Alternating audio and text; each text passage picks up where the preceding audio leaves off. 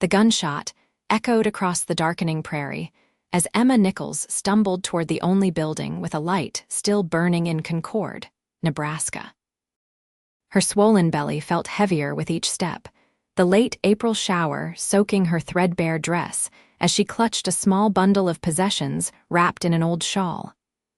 The journey from St. Louis had taken everything she had, and now, betrayed and abandoned, she had nowhere left to turn except the small wooden church standing sentinel at the edge of town. It was 1878, and the frontier was unforgiving to women alone, especially one with child and no husband. Emma had been traveling west with a man who'd promised marriage and a new life, only to disappear with her savings at the last stagecoach stop, leaving her stranded in a town where she knew no one. The contractions had started an hour ago, growing steadily stronger as she'd made her way to the church, hoping against hope that someone might show Christian mercy to a woman in her condition. The church steps loomed before her, impossibly steep in her weakened state. With the last of her strength, Emma dragged herself up and collapsed against the heavy wooden door, her knuckles barely making a sound as she attempted to knock. The pain tore through her again, more intense than before, and she slid down against the door, her consciousness fading as rain mingled with tears on her face. "Lord above, give me strength," she whispered, before darkness claimed her. Miles Xavier hadn't planned to visit the church that evening. At 32, the rancher typically avoided town when possible, preferring the company of cattle and the handful of ranch hands who worked his modest spread 10 miles outside Concord. But something, perhaps the storm, perhaps something more, had compelled him to ride in after finishing the day's work.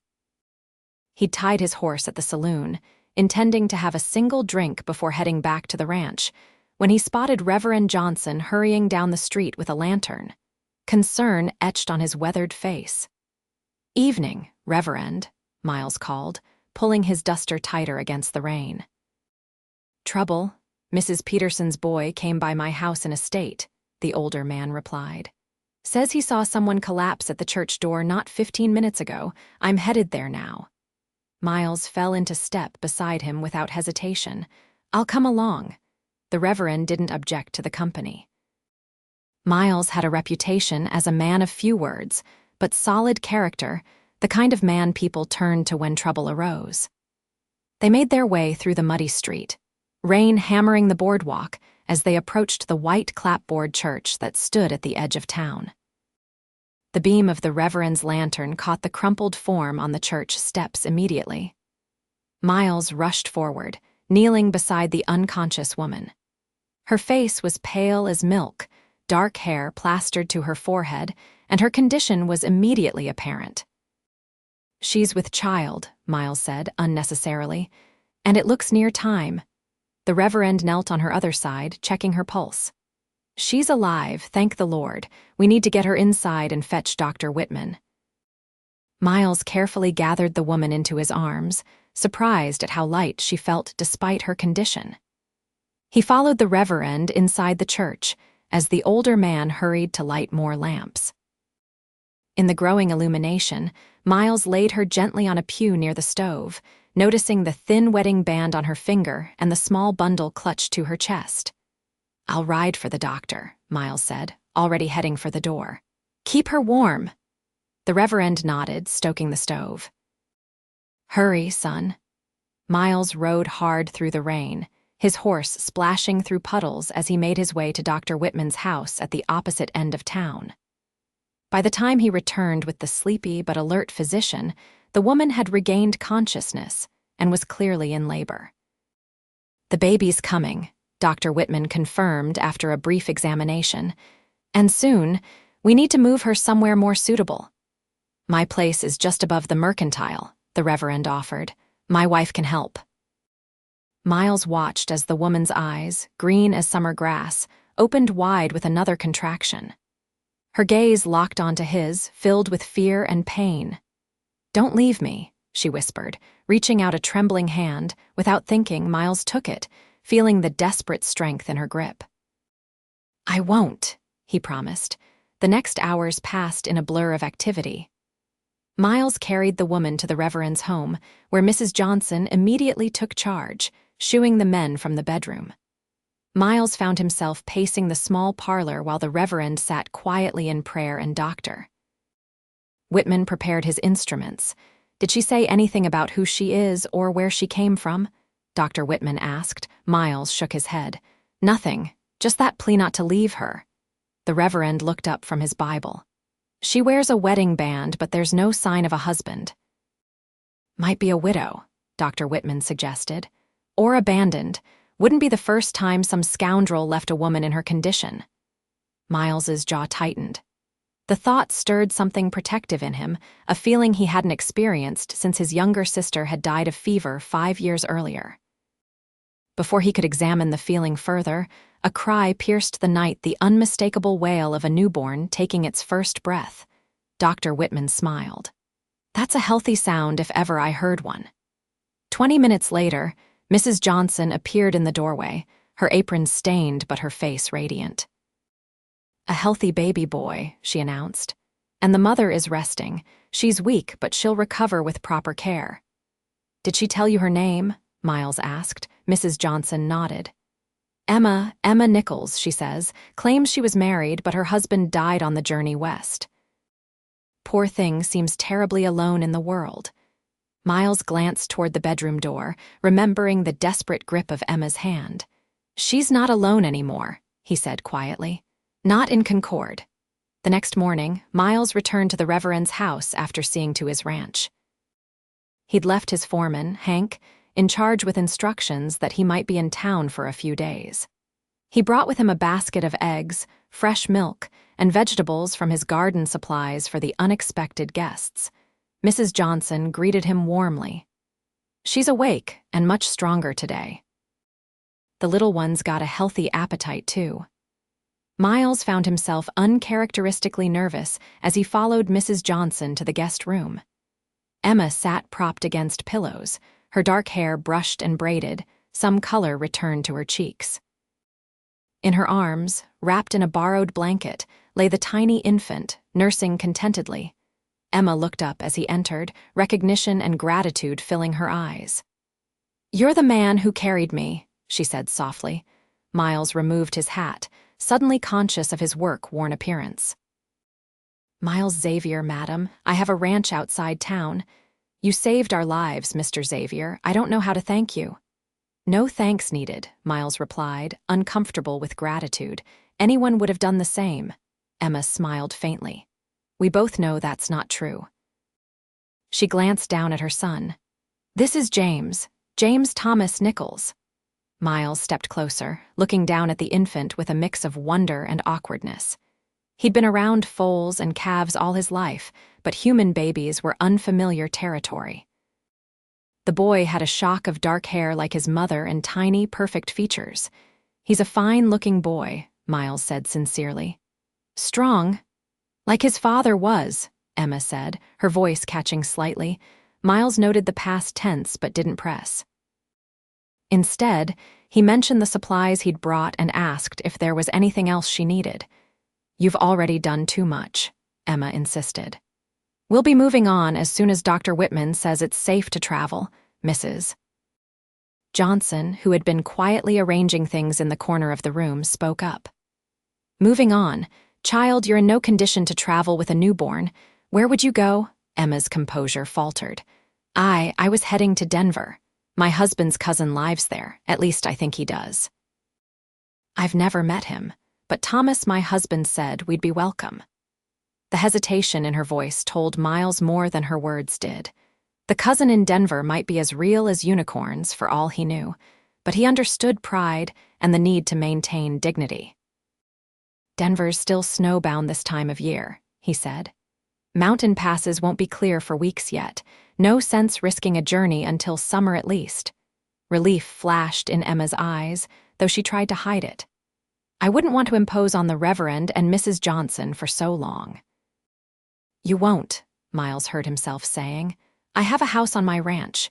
It's not grand, but it's solid and warm. There's a spare room. You and the boy would be welcome there until you're ready to continue your journey." The offer surprised him as much as it did Emma. Miles had lived alone since his sister's death, content with his solitary existence. Yet something about Emma's vulnerability combined with her obvious determination stirred something in him. "Mr. Xavier, I couldn't possibly— It makes sense," he interrupted. "You need time to recover and a safe place for your son. I need help around the house cooking and such. My housekeeper left to care for her ailing mother 2 months ago, and I haven't found a replacement. You'd be doing me a favor." It was stretching the truth. Miles had managed fine without a housekeeper, but it gave Emma a way to accept help without sacrificing her pride. He could see her weighing the offer, practicality battling with caution. "I don't know you, Mr. Xavier," she said finally, "and you don't know me." "I know enough," Miles replied simply. "And in Concord, my word counts for something. Ask around if you like." Mrs. Johnson nodded encouragingly. "Miles Xavier is as honest as the day is long, dear, and his ranch is respectable, one of the most successful in the county. You could do far worse than accepting his offer." 3 days later, Emma and baby James were settled into Miles's ranch house. The Reverend had driven them out in his buggy, with Miles riding alongside. Emma had been quiet during the journey, taking in the landscape with watchful eyes. The baby, wrapped snugly against the spring chill, had slept peacefully in her arms. Miles's house was larger than Emma had expected, a sturdy 2-story structure built of logs and local stone. A wide porch wrapped around the front, and windows gleamed with actual glass panes, a luxury on the frontier. Inside, the furnishings were simple but of good quality, with a large stone fireplace dominating the main room. "It's beautiful," Emma said honestly, taking in the polished wood floors and clean, airy spaces. "You built this yourself?" Miles nodded, showing her to a bedroom on the ground floor. "Started it myself, had help with the finishing. My father taught me carpentry before he died." The bedroom was simply furnished with a bed, chest of drawers, and a rocking chair placed near a window that looked out on a kitchen garden. Someone, Mrs. Johnson, Emma guessed, had placed a small wooden cradle next to the bed.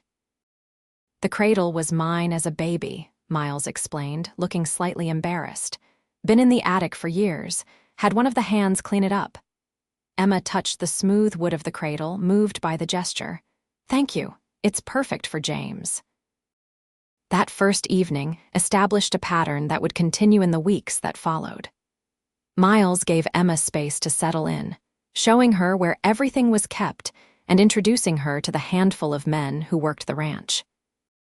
He was unfailingly polite, but maintained a certain distance that Emma both appreciated and found puzzling. For her part, Emma threw herself into making herself useful, determined to earn her keep. Despite Miles's insistence that she rest and recover, she took over the cooking and began putting the house in better order than it had been in months.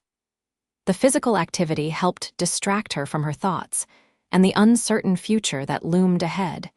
Baby James thrived in the clean country air. He grew stronger each day, his cries becoming more insistent, his grip on Emma's finger more determined. Miles watched the infant's progress with quiet interest, occasionally offering to hold him while Emma worked, his large hands awkwardly but carefully supporting the tiny body. "You're good with him," Emma remarked one evening as Miles paced the floor with a fussy James, the baby quieting at the steady movement. "Had practice with foals," Miles replied with a hint of a smile. "Not so different, I reckon. Both need a steady hand and a calm voice." Emma laughed, the first real laugh Miles had heard from her. The sound transformed her face, softening the worry lines that had formed around her eyes and reminding him that she was, in fact, quite young, probably no more than 23 or 24. As April turned to May and the prairie exploded with wildflowers, Emma began to feel stronger. She ventured further from the house each day, walking with James in her arms, showing him the world he'd been born into. Miles often found reasons to join these walks, pointing out different plants and animals, telling stories about the land that had become increasingly dear to him since he'd claimed it 10 years earlier. "Why did you come west?" Emma asked one afternoon as they sat on a hilltop overlooking the ranch. James was sleeping in a basket at their feet, his face peaceful in the dappled shade of a cottonwood tree. Miles considered the question. Wanted land of my own. My father was a carpenter in Pennsylvania.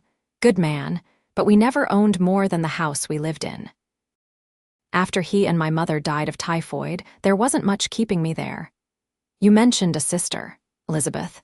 She came west with me, died of fever 5 years ago. His voice remained steady, but Emma noticed how his hands tightened on his knees.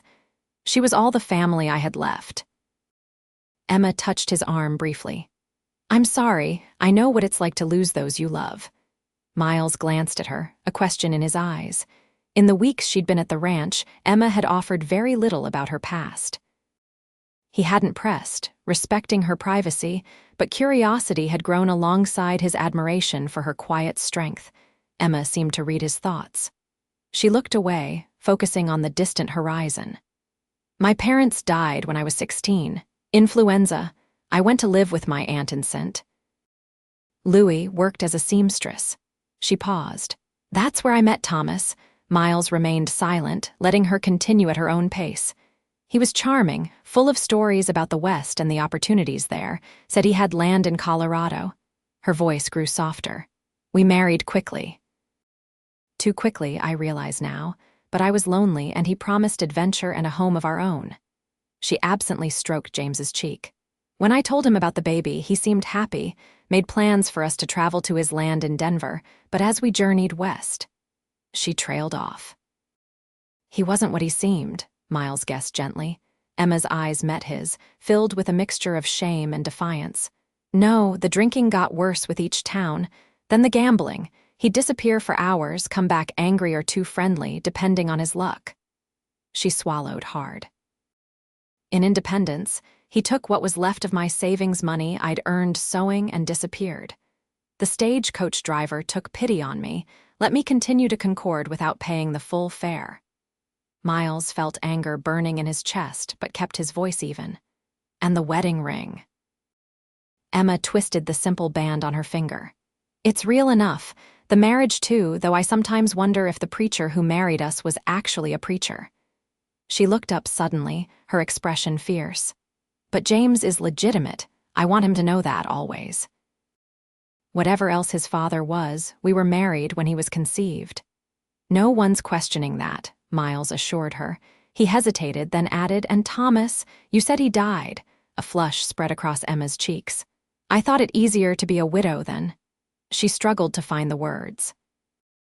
Then a woman abandoned, Miles finished for her. It was a kindness to yourself and to James, no shame in that. Relief washed over Emma's face at his understanding. I kept thinking Thomas might come back, right up until I reached Concord, but when the pain started, I knew I was truly alone. She looked down at James, then back to Miles. Until you found me. In the silence that followed, something shifted between them, a new understanding, a deeper trust. The setting sun painted the prairie gold, and neither seemed eager to break the moment by returning to the house. Finally, Miles spoke. You're not alone anymore, Emma. Not you or James. Whatever you decide about Denver, know that. As spring gave way to summer, life fell into a comfortable rhythm at the Xavier Ranch. Emma's cooking brought appreciative comments from the ranch hands, and the house had never been more organized. Miles found himself looking forward to evenings by the fire, with James cooing in his cradle and Emma sewing or reading aloud from one of the books from Miles's modest collection.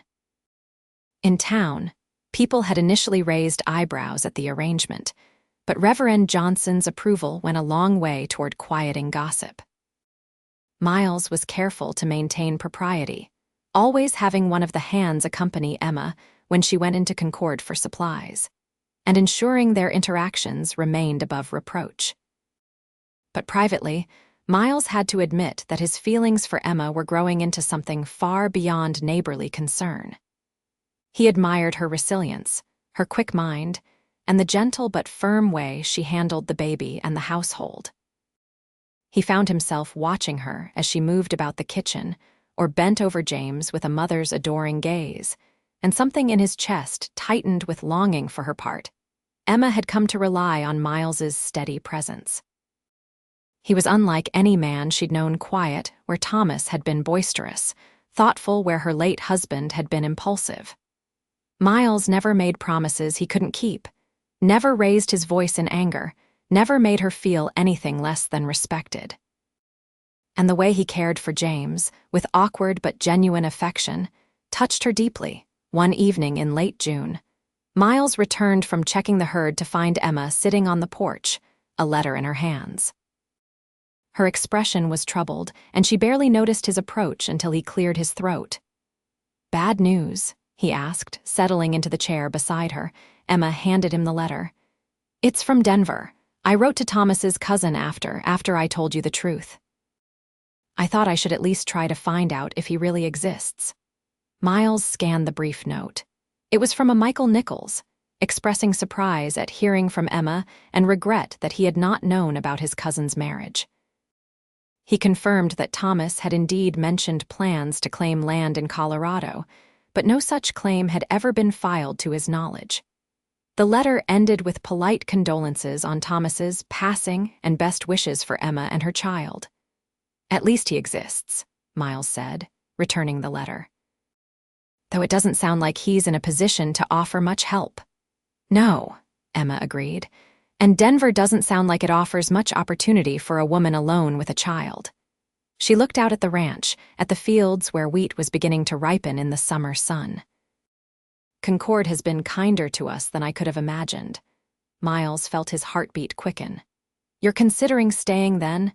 Emma turned to him, her eyes searching his face. "Would that be possible? I know our arrangement was temporary, but James is thriving here and She hesitated. "I've grown fond of this place, and the people." Miles reached for her hand, his calloused fingers enveloping her smaller ones. "Nothing would make me happier than having you both stay, Emma, but, her voice was barely above a whisper, "but I need to be honest about my feelings." Miles took a deep breath. "I care for you, Emma, more than as a friend or a housekeeper. If you stay, I want you to know that, and if that makes you uncomfortable, I'll understand if you need to make other arrangements." Emma's eyes widened, but she didn't withdraw her hand. "Miles," the cry of James from inside the house interrupted whatever she had been about to say. Emma rose quickly, squeezing Miles's hand before going to tend to her son. Miles remained on the porch, his heart pounding as he replayed the conversation. He hadn't planned to declare himself so abruptly, but the letter had forced the issue. Now he could only wait for Emma's response, uncertain whether he'd secured a future or lost it. Inside, Emma lifted James from his cradle, soothing him with practiced ease. Her mind raced with Miles's words. She had suspected his feelings had seen the way he looked at her when he thought she wouldn't notice, but hearing them spoken aloud made them real, demanding a response. And what was her response? Emma pressed her cheek against James's downy head, inhaling his sweet scent as she considered the question. She had cared for Thomas, had believed herself in love with him, but now recognized it as the desperate longing of a lonely girl for connection and security. What she felt for Miles was different, a steady warmth that had grown slowly but surely, based on respect and genuine admiration. But was it love? And was she ready to trust again, to bind her fate and her sons to another man?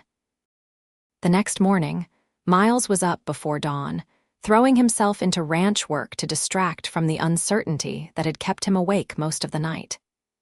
Emma had been subdued at dinner the previous evening, and he'd given her space, not wanting to press for an answer she might not be ready to give. He was mending a section of fence near the barn when he heard the approach of horses. Looking up, he saw 2 riders making their way toward the ranch house. He didn't recognize them, which was unusual. Most visitors to this remote location were either neighbors or expected business associates. Setting aside his tools, Miles walked toward the house, reaching it just as the riders dismounted. They were rough-looking men, trail-worn and unshaven. The taller of the 2 had a scar running from his left eye to his jaw. The other wore a gun belt slung low on his hips in the manner of someone accustomed to drawing quickly. "Can I help you, gentlemen?" Miles asked, positioning himself between the men and the porch steps. "Looking for a woman," the scarred man said without preamble. "Name of Emma. Heard in town she might be out here." Miles kept his expression neutral, even as alarm bells rang in his head. "What business do you have with her?" The second man spat tobacco juice onto the ground. "Personal business." "Her husband sent us to fetch her back." "Husband?" Miles repeated, his voice level despite the sudden hammering of his heart. "I was under the impression she was widowed." The scarred man laughed, an unpleasant sound. "Thomas Nichols is alive and well in Kansas City. Got himself into a spot of trouble there, needs his wife to help clear things up. Sent us to bring her and the kid to him." Miles was saved from responding by the sound of the door opening behind him. Emma stood there, James in her arms, her face drained of color. "Thomas is alive." Her voice was barely audible. The scarred man grinned, revealing a missing front tooth. "Sure is, Mrs. Nichols. Been looking for you for months. Said you got separated during the journey and he's been worried sick." Miles saw the lie for what it was. Emma had been abandoned, left penniless and pregnant. If Thomas was looking for her now, it wasn't out of concern. But what troubled him more was Emma's expression, a mixture of shock, fear, and something that looked like resignation. "You don't have to go with them, Emma," Miles said quietly, still keeping himself between her and the visitors. The second man's hand drifted toward his gun. "This ain't your business, rancher. She's a married woman and her husband wants her back." Emma stepped forward, her chin lifted despite the trembling Miles could see in her hands.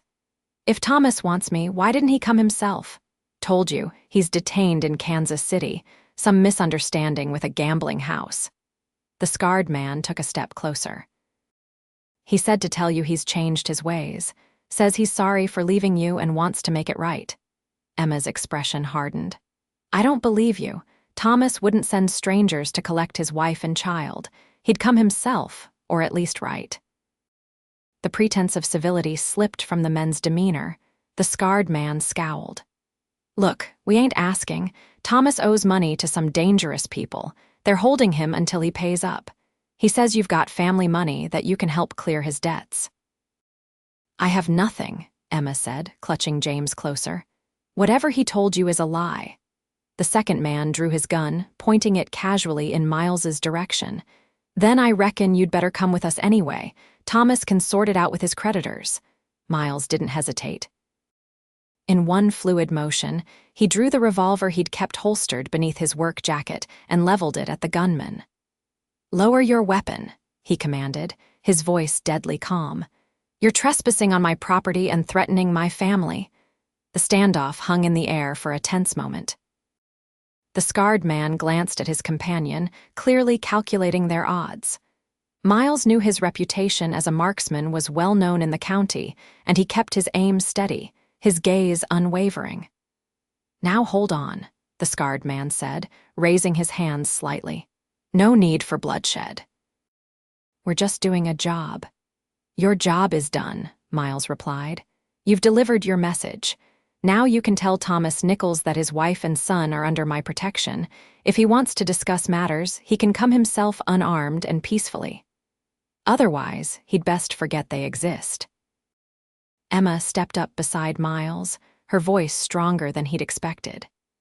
"And you can tell Thomas that I know about the women in Independence and St. Joseph. I know about the debts and the stolen watches. I'm not the naive girl he married anymore, and I won't be used to pay for his mistakes." The scarred man's expression darkened, but a shout from the direction of the barn caught everyone's attention. 3 of Miles's ranch hands were approaching, rifles in hand, having noticed the confrontation from their work areas. Outnumbered and outgunned, the visitors slowly backed toward their horses. "This ain't over," the scarred man warned. "Thomas won't take kindly to being refused." "Then he shouldn't have abandoned his pregnant wife at a stagecoach station," Miles replied evenly. "Now ride out, and don't return unless you're looking for trouble." They watched as the men mounted and rode away, maintaining a tense vigilance until they were dots on the horizon. Miles instructed 2 of his hands to follow at a distance and ensure the men left Xavier land, then turned to Emma. She stood rigid, James fussing slightly in her tight grip. Her face was pale, but her eyes blazed with a mixture of fear and determination. "He's alive," she whispered. "All this time, he's been alive." Miles guided her gently back into the house, away from the curious eyes of the remaining ranch hand. Once inside, Emma sank into a chair, her composure finally breaking as tears spilled down her cheeks. "I'm sorry," she said, wiping at her face with her free hand. "I never thought. I truly believed he'd abandoned us for good." Miles knelt beside her chair. "You have nothing to apologize for, Emma, nothing at all. But I do," she insisted. "I've brought danger to your home, to you. Men like that have been trying to take what's mine since I staked my claim here," Miles said firmly. "They don't frighten me." Emma looked down at James, who had settled against her shoulder. "What happens when Thomas comes himself? Because he will come, Miles. I know him. He's like a dog with a bone when he thinks there's money to be had." Miles took her free hand in his. "Then we'll face him together. But Emma, there's something you need to know." She looked up, her green eyes meeting his. "What is it?" "What I said out there about you and James being my family, it wasn't just for show." He squeezed her hand gently. "I meant every word. I love you, Emma, both of you, and I'll stand between you and any harm as long as there's breath in my body." Emma's breath caught. For a moment, she was silent, searching his face. Then, with her hand still in his, she leaned forward until their foreheads touched. "I love you too," she whispered. "I think I have for some time now. I was just afraid to trust it, afraid to trust myself." Miles closed his eyes briefly, relief and joy washing over him. When he opened them, his expression was resolute. "Then we'll face whatever comes together. As a family." The week that followed was tense, with Miles organizing the ranch hands into a rotating watch. He sent word to Sheriff Bennett in Concord about the threatening visitors, and the lawman promised to keep an eye out for the men or anyone matching Thomas Nichols's description. Emma insisted on continuing her normal routine, refusing to be cowed into hiding in the house. But Miles noticed she kept James closer than ever and jumped at unexpected sounds. At night, after James was asleep, they sat together on the porch or by the fire, making plans and sharing confidences. "I keep thinking about what Thomas might do," Emma admitted one evening. "He's not a violent man by nature, but he's desperate and unpredictable when cornered." Miles considered this. "What do you want to happen, Emma? If you could choose any outcome—" She was silent for a long moment. "I want him to leave us in peace. To acknowledge that whatever we had is over and allow James and me to build a new life." She looked up at Miles. "A life with you, if that's still what you want." "It's all I want," Miles assured her. He hesitated, then added, "But legally, he's still your husband and James's father." Emma's expression clouded. "I know, unless we could prove abandonment. Reverend Johnson mentioned it might be grounds for divorce. It's not common, but it's possible, especially since I was with child when he left me." Miles nodded slowly. "We should speak with Judge Wilson next time he's in Concord. He'd know the legal standing." Before Emma could respond, the sound of approaching hooves cut through the night. Miles was on his feet instantly, reaching for the rifle that hadn't left his side in days. Emma gathered James from his cradle, moving to the back of the room as Miles positioned himself near the window. "One rider," Miles reported, peering through the curtain. "Coming fast. Is it Thomas?"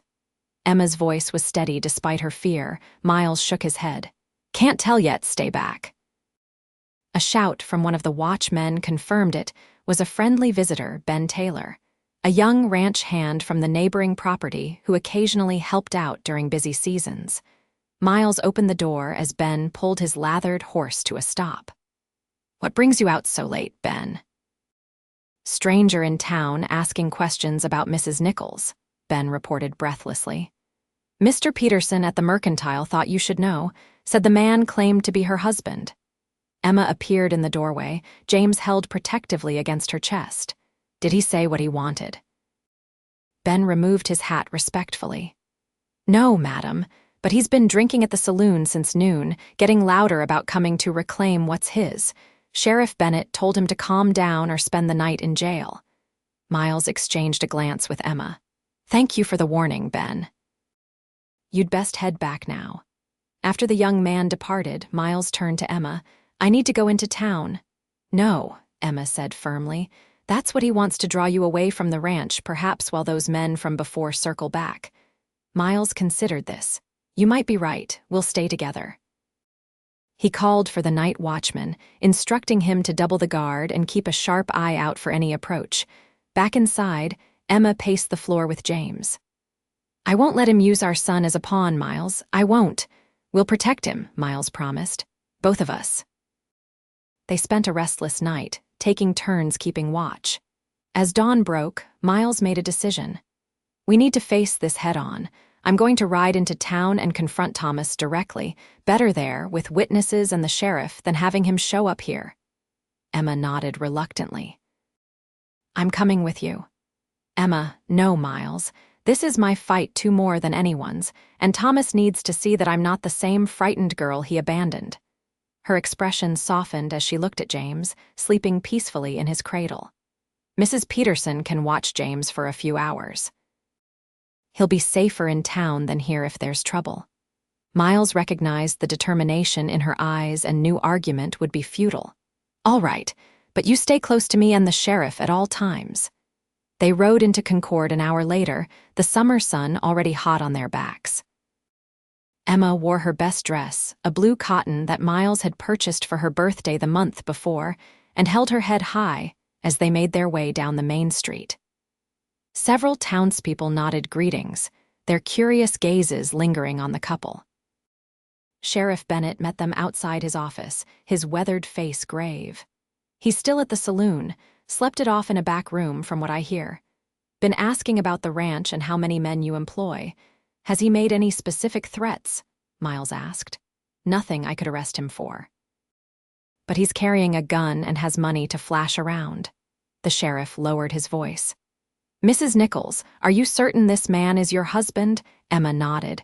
"Unfortunately, yes, though I believed him dead until recently."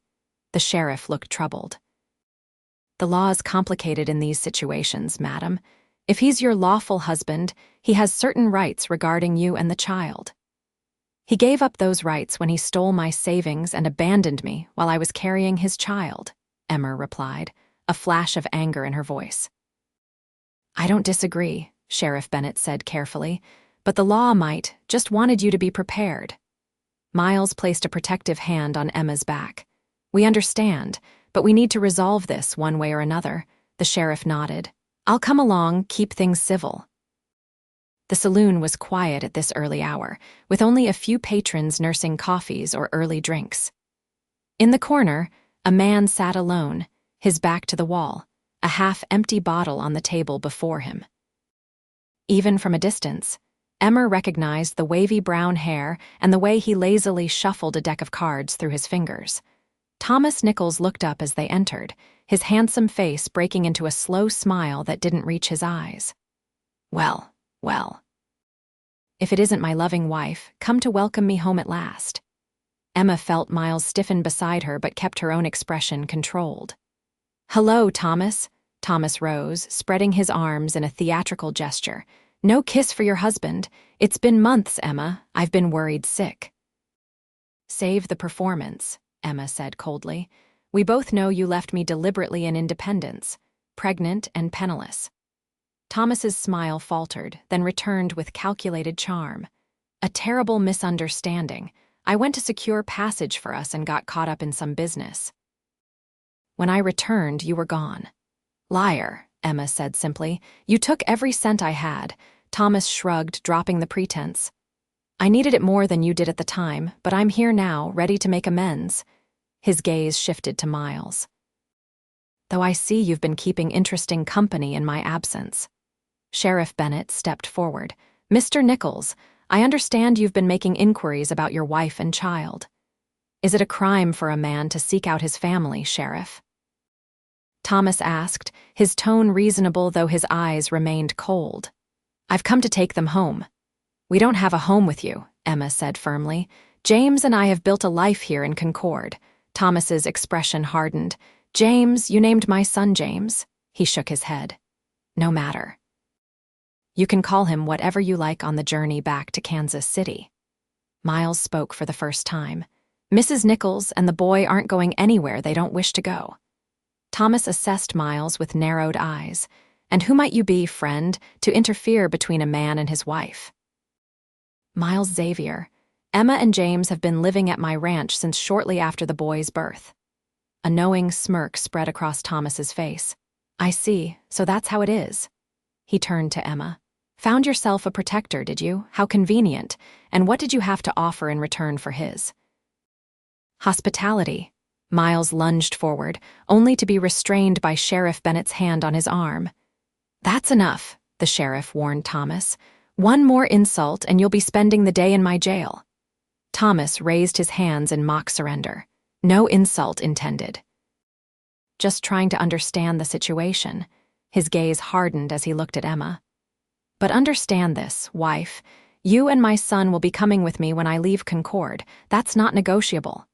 Emma stood straighter. We have nothing to discuss, Thomas. You abandoned us. Any rights you had were forfeited that day. The law might see it differently, Thomas countered. A husband has rights to his wife and child. Isn't that right, Sheriff? Sheriff Bennett looked uncomfortable. Generally speaking, yes. Though there are circumstances. I want a divorce, Emma interrupted, her voice clear and steady in the suddenly quiet saloon. On grounds of abandonment and cruel treatment. Thomas laughed. Divorce? In frontier Nebraska? Good luck finding a judge willing to grant that to a woman. Judge Wilson will be in Concord next week for circuit court, Sheriff Bennett noted. He's fair-minded, might be willing to hear the case. Thomas's confidence wavered slightly before he recovered. Even so, the boy is mine by blood. No judge will separate a father from his son. A father who abandoned his unborn child, Miles challenged. Who sent thugs to threaten the mother, who's shown no interest in the boy until now.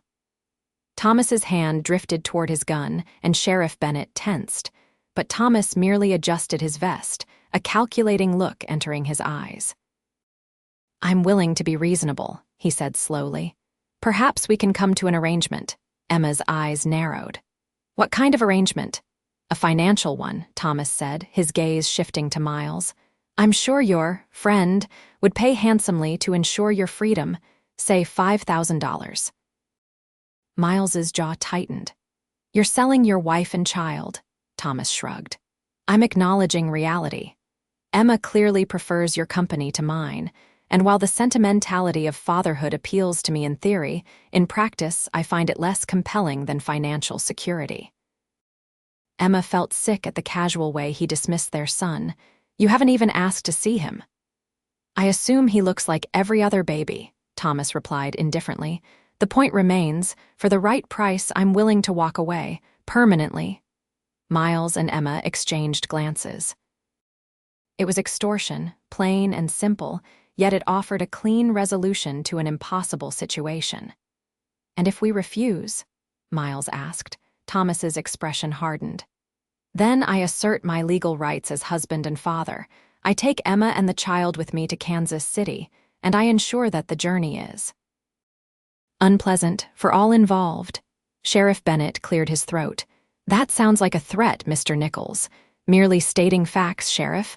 Thomas smiled thinly. I'll give you 2 days to consider my offer. I'm staying at the hotel. He rose, tossed some coins on the table for his drinks, and walked past them toward the door. As he drew level with Emma, he paused.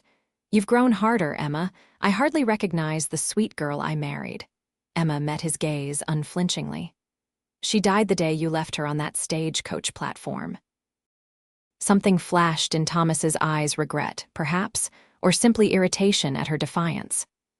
Without another word, he left the saloon, the batwing doors swinging behind him. In the tense silence that followed, Sheriff Bennett sighed heavily. I don't like it, but his offer might be your cleanest way out of this mess. Miles nodded grimly. I thought the same. He turned to Emma.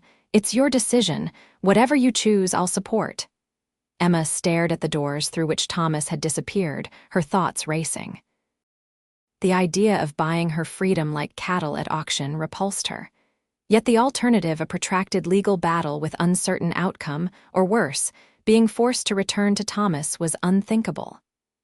"I need to see James," she said finally. "I need to hold my son and think." They collected James from Mrs. Peterson's care and rode back to the ranch in contemplative silence.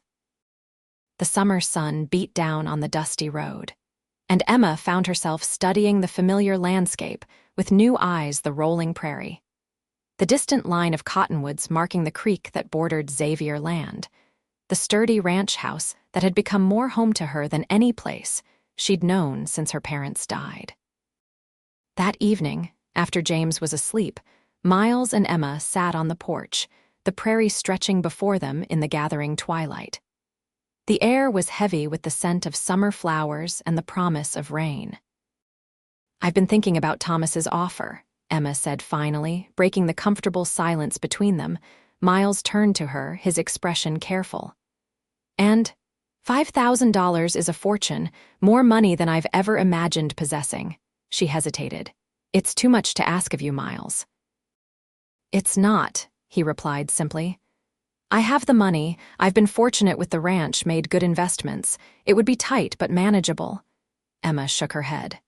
"That's not the point. It's wrong, paying a man to abandon his family." "And what happens later, when Thomas drinks or gambles away the money and returns for more?" Miles had considered this as well. "We'd need something legal, a signed document renouncing all claims to you and James. Would such a document even hold up without a proper divorce?" Emma sighed, frustration evident in her voice. "It feels like there's no clean answer." Miles reached for her hand. "There's another option we haven't discussed." Emma looked at him questioningly. "Marry me," Miles said simply. "Not right away after we deal with Thomas, after the divorce if we can get it. But that's where I hope we're heading. I want to be your husband, Emma. I want to be a father to James, to give him my name and everything that comes with it." Emma's eyes filled with tears. "Miles, you don't have to answer now," he assured her quickly. "I know the timing is terrible with Thomas here and everything uncertain, but I want you to know that's what I want, a life with you and James, here on this land." Emma squeezed his hand, her heart so full she could barely speak. "It's what I want too," she whispered. "More than anything." Miles lifted her hand to his lips, pressing a gentle kiss to her fingers. "Then we'll find a way through this, together." The next morning brought unexpected news. Sheriff Bennett arrived at the ranch shortly after breakfast, his expression grim. "Thomas Nichols was found unconscious behind the saloon last night," he announced without preamble. "Beaten badly. He's alive, but Dr. Whitman says he's got 3 broken ribs and might lose the sight in one eye." Emma gasped, instinctively clutching James closer. "Who did it?" The sheriff shook his head. "Nobody's talking. Could have been a gambling dispute. He was winning heavily at poker earlier in the evening. Could have been something else." His gaze shifted meaningfully to Miles. "I was here all night," Miles said firmly. "As Emma can attest." "I'm not making accusations," Sheriff Bennett clarified. "Just reporting the situation. He's asking for you, Mrs. Nichols. Says he needs to speak with you urgently." Emma exchanged a glance with Miles. "I'll go," she decided. But not alone. An hour later, they entered the doctor's house, where Thomas lay bandaged and broken in a small back room. His handsome face was swollen almost beyond recognition, one eye completely covered with bandages. He stirred as they entered, his unbandaged eye focusing on Emma with difficulty. "You came," he rasped, his voice barely audible. Emma approached the bed cautiously, Miles a reassuring presence at her shoulder. "The sheriff said you wanted to see me." Thomas attempted to shift position and winced in pain. "Where's the boy, James?" "Safe," Emma replied, unwilling to share that Mrs. Peterson was watching him again. "Why do you ask?" Thomas closed his eye briefly. "Wanted to see him. Once." Emma studied her husband's broken form, trying to reconcile this pitiful figure with the charming man who'd swept her off her feet in St. Louis, or even the cold-eyed stranger from the saloon. "What happened to you, Thomas?" A bitter smile twisted his swollen lips. "Crossed the wrong people. Again." He coughed, grimacing with pain. "They followed me here. The men I owe money to found me last night," understanding dawned on Emma. "The men who came to the ranch weren't working for me," Thomas confirmed. "They work for Callahan. I owe him a lot." He paused, struggling for breath. "I thought if I found you, got money somehow, you'd pay your debt and be free," Miles finished for him. Thomas's eye shifted to Miles. "Something like that." Another painful cough racked his body. "Didn't work out as planned." "These men," Emma said slowly, "will they come after us?" "After James?" Thomas shook his head slightly. "No, they wanted me, said they'd made an example." His voice grew fainter. "But I need to leave, get far away from here." Dr. Whitman entered the room then, checking Thomas's bandages with practiced efficiency. "He needs rest," the doctor advised. "Whatever business you have can wait." Thomas grabbed Emma's wrist with surprising strength. "Can't wait, need to settle this now." Emma looked to Dr. Whitman, who shrugged reluctantly. 5 minutes, no more." When they were alone again, Thomas released Emma's wrist. "In my jacket," he murmured. "Inside pocket. Papers." Miles retrieved the folded papers from Thomas's jacket hanging on a nearby hook. He unfolded them carefully, scanning the handwritten text. His expression changed from suspicion to surprise. "It's a divorce petition," he said, handing the papers to Emma. "And a document relinquishing all paternal rights to James." Emma read the documents with growing astonishment. "You prepared these before coming to Concord?" "But yesterday you said what I needed to," Thomas interrupted weakly, "to save face.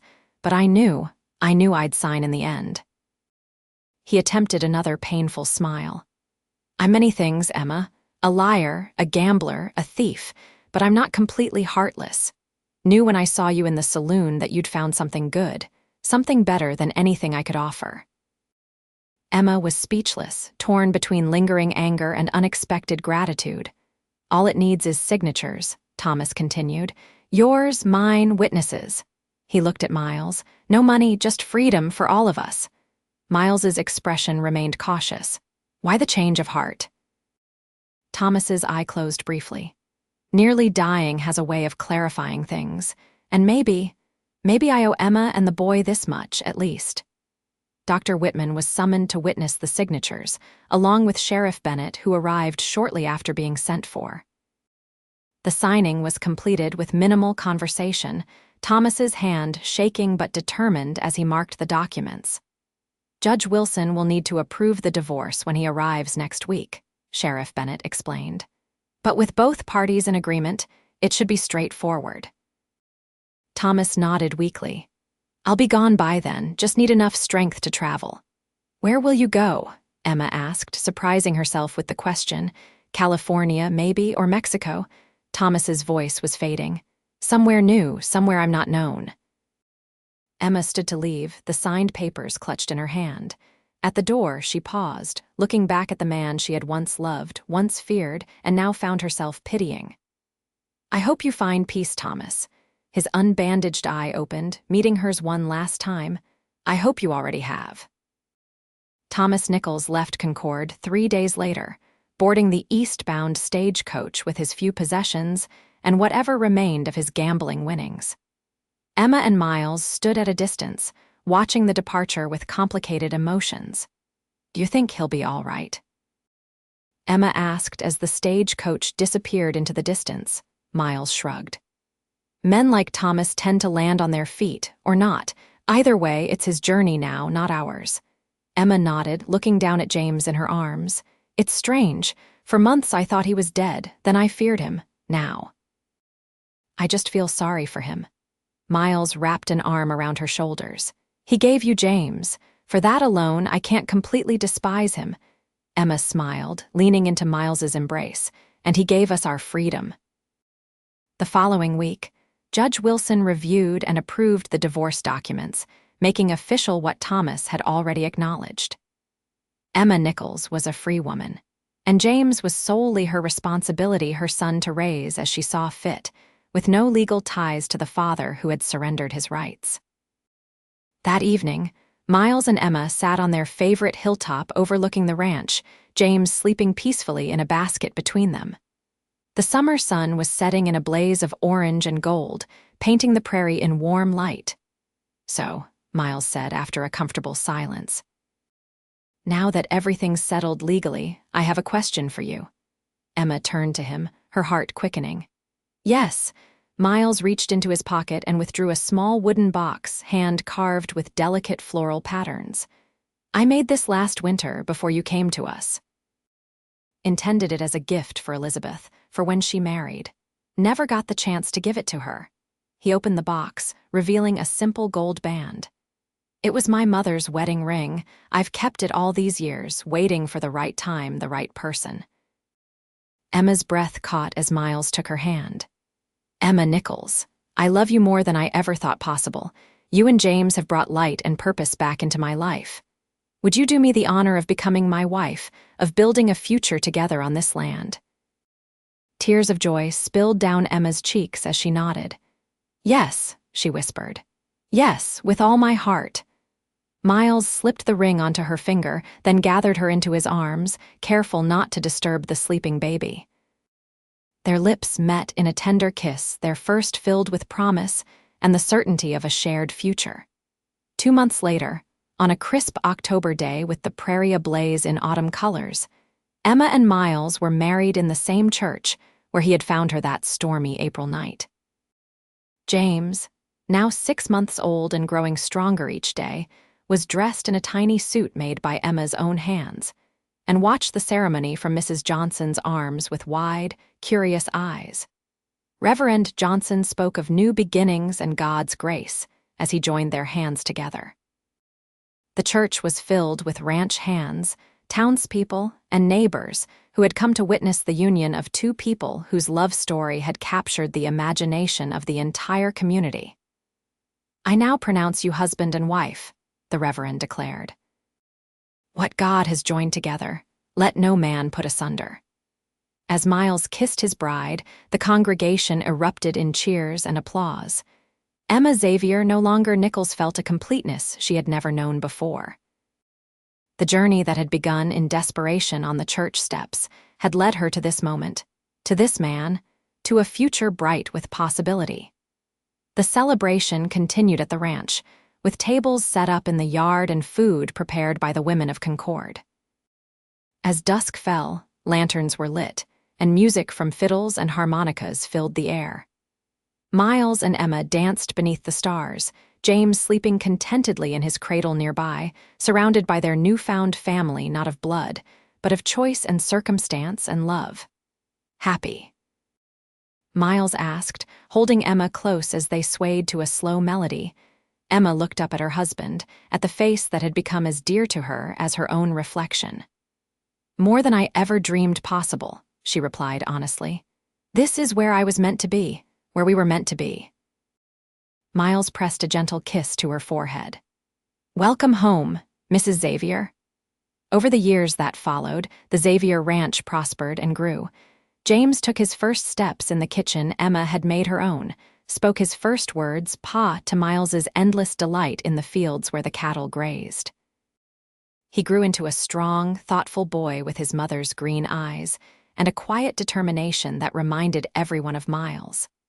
Emma and Miles were blessed with 3 more children, twin girls, Elizabeth and Mary, born 2 years after their marriage, and another son, William, 3 years after that. The house expanded to accommodate the growing family, with Miles adding rooms and a larger kitchen with the same careful craftsmanship he applied to everything he built. They never spoke of Thomas Nichols to James, at least not in his early years. When he was old enough to understand, they told him the truth, a simplified version that acknowledged his birth father without dwelling on the painful details. Miles had adopted James legally on his 5th birthday, giving him the Xavier name and all the love and guidance a father could provide. There were hard times, as there always are in life, drought years when the crops failed, Winters when illness swept through the family. The heartbreaking loss of little William to fever when he was just 4 years old. But through it all, Emma and Miles faced each challenge together, their bond strengthening with each trial overcome. On their 20th wedding anniversary, with James grown to a handsome young man of 20 preparing for university, and the twin girls blossoming into beautiful young women of 18, Miles took Emma back to the hilltop where he had proposed. The view had changed, somewhat. The ranch was larger now, with more buildings and fenced pastures, but the essential beauty of the prairie remained timeless. "Do you ever wonder," Emma asked as they shared a picnic lunch, "what would have happened if you hadn't come to the church that night?" If Reverend Johnson had gone alone? Miles considered the question, his hair now streaked with silver, but his blue eyes as keen as ever. "I believe we'd have found each other somehow. Some things are meant to be." Emma smiled, leaning her head against his shoulder. "I used to think that was a fairy tale, things being meant to be, but now, looking back on our journey." She gestured to the thriving ranch below, to the life they had built together. "How can I not believe?" Miles took her hand, running his thumb over the golden band that had been his mother's. "You were left on that church doorstep for a reason, Emma Xavier, and I'm grateful every day that I was the one who found you. And made me your family," Emma finished, her heart as full in that moment as it had been on their wedding day 20 years earlier. As the sun began its descent toward the western horizon, painting the Nebraska prairie in gold and amber, Miles and Emma Xavier sat in companionable silence, surrounded by the legacy of love they had created together, a love born from the darkest moment of Emma's life, nurtured through adversity, and grown into something more beautiful and enduring than either could have imagined on that stormy April night when fate had brought them together at the doorway of a frontier church.